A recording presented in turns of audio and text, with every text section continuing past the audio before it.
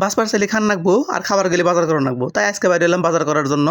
আমি এখন যাইতেছি বাজার করবার লেগে, আমার সাথে আছে আমার সঙ্গিনী। তো আমি এখন মোবাইল টিপতে টিপতে রাস্তায় যেতেছিলাম, যাওয়ার পরে একটু পরে দেখি কী করা যায়, একটা রিক্সা নিলাম, রিক্সা নিয়ে আমি ওইটা বয়ে পড়ছি আগেই। তো উনি আমার সাথে বসলো, তো বসার পরে মামারে বললাম মামা যান রিক্সা দিয়া বাজারের দিকে যাই। তো আমাদের রিক্সা ডুট ডুট ডুট ডুট করে চলা শুরু করলো। তো আমি একটু ওর সাথে কথা বললাম, কথা বলে এই যে রাস্তা দিয়ে আমরা যাইতেছি এখন টাঙ্গাইলের পার্কের বাজারে। পার্কের বাজারে যাইয়া আমরা হচ্ছে কেনাকাটা করবো আজকে। তো কেনাকাটা করার জন্য কি কি দরকার, কি কি কিনবো আমরা, চলেন আমরা যাই বাজারে। এটা হচ্ছে টাঙ্গাইলের স্টেডিয়াম ব্রিজ, স্টেডিয়াম এই সামনের পাশে হচ্ছে স্টেডিয়াম ব্রিজ দিয়ে আমরা হচ্ছে চলাচল করি সবসময়। আমরা যাচ্ছি হচ্ছে পার্কের বাজার। তো আমাদের পার্কের বাজারে চলে আসছি, এখন আমরা নামলাম, নামে আমি যথারীতি রিক্সাওয়ালা কাকারে কয়টা টাকা দিলাম, মানে ভাড়া দিলাম।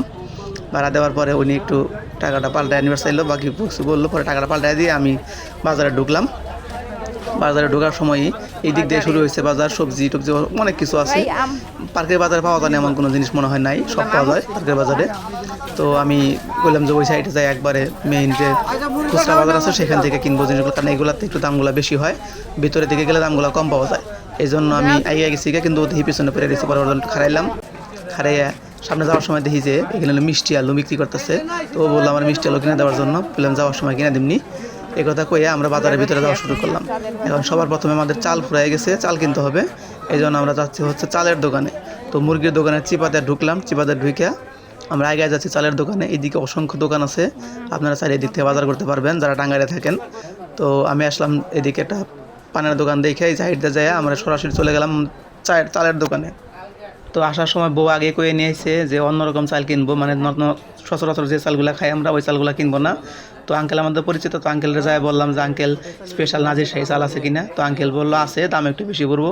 বললাম কয় টাকা বেশি পড়বো? হে কয় যে নর্মাল চালের চাইতে 500 টাকা বেশি পড়বো। শুই না তো আমার মাথায় হাত, আমার সামনে কুলায় না, বউ খাবার চায়, বউ ধরে নানা রকম বায় না।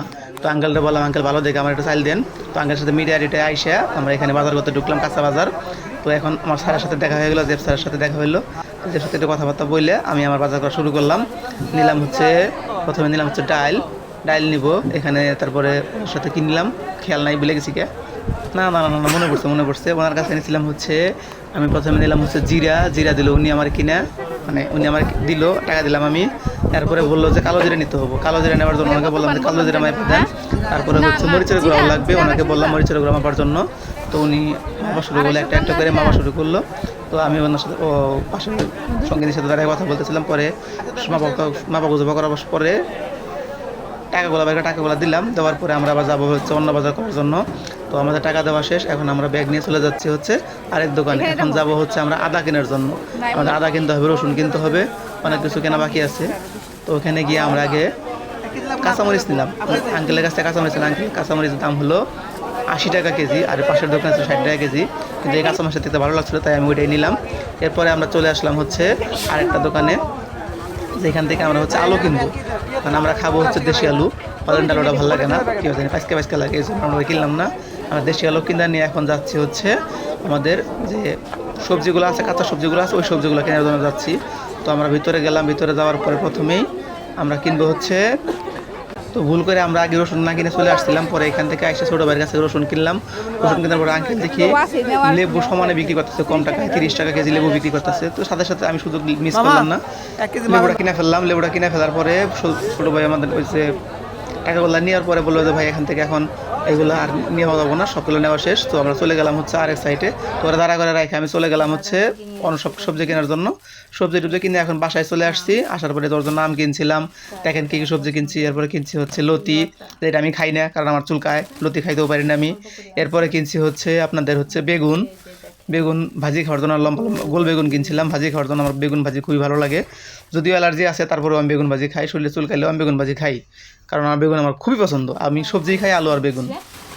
এরপরে হচ্ছে আমরা কিনছি হচ্ছে এখানে আলু, এগুলো হচ্ছে আলু। তারপরে হচ্ছে নাজেরশা চাল নিয়ে আসছি, সব কিছু নিয়ে আমরা বাজার থেকে বাসায় চলে আসছি। এখন এখানে হচ্ছে সবগুলো রাখা হইলো রান্নাঘরে, আর আমার কাজ শেষ, কারণ এখন এইগুলো গোছানোর দায়িত্ব আর আমার না, যা করার আমি করে দিছি, এখন বাকিগুলা কাজ করব বাড়ির কর্তী। আমরা আরও কিছু জিনিস কিনছিলাম, এই যে ধুমরা কিনছি খাওয়ার জন্য, কারণ ধুমরা ভাজি আমার কাছে ভালো লাগে। ধুমরা কেনার পরে ও বলছিল যে লাল চাল কিনে দেওয়ার জন্য, সাথে লবণ কিনছিলাম, 1 প্যাকেট লবণ আনলাম। এখানে লাল চালগুলো পাওয়া যায় না, কিন্তু ও আমার দেখা বলছিল যে লাল চাল আনার জন্য, এই জন্য পরে ওরে কম করে লাল চাল কিনেছি, কারণ ও একদিনই খাইবো লাল চাল, আর খাইবো না, ওই জন্য কম করে কিনছিলাম ওর জন্য। তারপরে আমরা কিনছিলাম হচ্ছে এখানে দেখাচ্ছে আপনাদেরকে যে লেবু, যে বললাম লেবু কিনছি আঙ্কেলের কাছ থেকে। লেবু কেনার পরে ওইখানে পটল আনছিলাম আমি সবজি খাওয়ার জন্য, কারণ পটল ভাজিও ভালো লাগে আমার কাছে, আমি সাধারণত ভাজি পোড়া বেশি খাই তরকারি চাইতে। আর এগুলো হচ্ছে রসুন। তো একে একে সবগুলোই আমি আপনাদেরকে দেখাচ্ছি কী কী কিনছি। তো এগুলো ভিডিও, এরকম ভিডিও আরও দেখার জন্য সবাই আমাদের সাথে থাকবেন।